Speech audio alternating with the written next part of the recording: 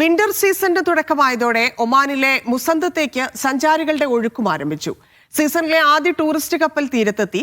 3000-ഓളം സഞ്ചാരികളുമായി ഗസബ് തുറമുഖത്തെത്തിയ കപ്പലിന് ടൂറിസം മന്ത്രാലയം വൻ വരവേൽപ്പാണ് നൽകിയത്.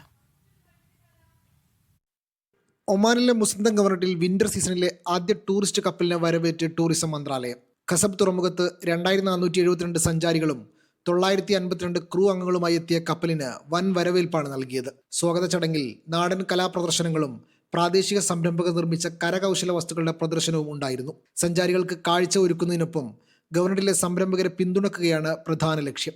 അതേസമയം വിന്റർ സീസണിനായി മുസന്തം ഒരുങ്ങിയിട്ടുണ്ട്. അടുത്ത വർഷം ഏപ്രിൽ വരെ നീണ്ടുനിൽക്കുന്ന ഈ 6 മാസ കാലയളവിൽ വിനോദസഞ്ചാരികൾ മുസന്തത്തിന്റെ ഭംഗിയും കാലാവസ്ഥയും ആസ്വദിക്കാനായി ഇവിടേക്ക് ഒഴുകിയെത്തും. ഒമാന്റെ വടക്കേറ്റത്തുള്ള ഉപദ്വീപിന്റെ തനതായ സൗന്ദര്യവും സംസ്കാരവും അനുഭവിക്കാനാവുന്നതാണ് വിന്റർ സീസണിലെ പ്രധാന ആകർഷണം. ഗവർണറേറ്റിലെ 4 വിലായത്തുകൾ, ലിമയിലെ നിയാബത്ത്, കുംസാൻ ഗ്രാമം എന്നിവിടങ്ങളിലായി 60-ലധികം വൈവിധ്യമാർന്ന പരിപാടികൾ ഇപ്രാവശ്യത്തെ സീസണിൽ അരങ്ങേറും. Media 1, Muscat.